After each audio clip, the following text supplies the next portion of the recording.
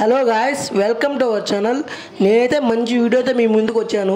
మొదటగా నేనైతే 90mm గీకారం దోశ చేయాలనుకుంటున్నాను. అందుకోసం అయితే నేను పిండి అయితే తీసుకున్నాను. ఆ పిండి తీసుకొని మనం పెనం మీద అయితే వేసుకోవాలి. ఆ పెనం మీద వేసుకున్న తర్వాత ఆ పిండిని బాగా రుద్దాలి 90mm సైజు వచ్చేటట్టు. తర్వాత రుద్దిన తర్వాత కొంచెం హీట్ అయిన తర్వాత మనం కొంచెం కారం తీసుకొని కారం అయితే దాని మీద చల్లుకోవాలి.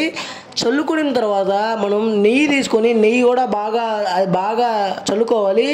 చల్లుకున్న తర్వాత మనం కారం వేసుకున్నాం కదా, ఆ కారాన్ని మొత్తం బాగా ఆ దోశకి అద్దాలి. అద్దిన తర్వాత బాగా ఇముడుకుంటుంది. ఆ కారం ఇముడుకున్న తర్వాత వాసన అయితే వేరే లెవెల్లో వస్తుంది.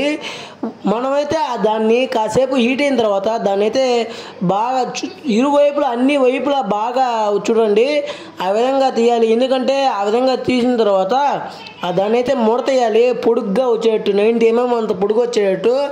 అదైతే వేస్తున్నాడు మా మామ. మా మామ అయితే దోశ వేయడంలో ఎక్స్పర్ట్, సూపరు, మాస్టరు. చాలా అంటే చాలా బాగా వస్తుందని చెప్తున్నాడు. తర్వాత మొత్తం ఆ విధంగా అన్నిన తర్వాత దాన్ని అయితే మనమైతే బాగా రౌండ్గా చుట్టాలి. దాన్ని చూడండి ఎలా చుడుతున్నాడో. ఆ విధంగా ఎక్స్పర్ట్ల వరకే చుట్టగలుగుతారు. మనమైతే ఇప్పుడు ఫస్ట్ టైం చేసే వాళ్ళకైతే రాదు అది.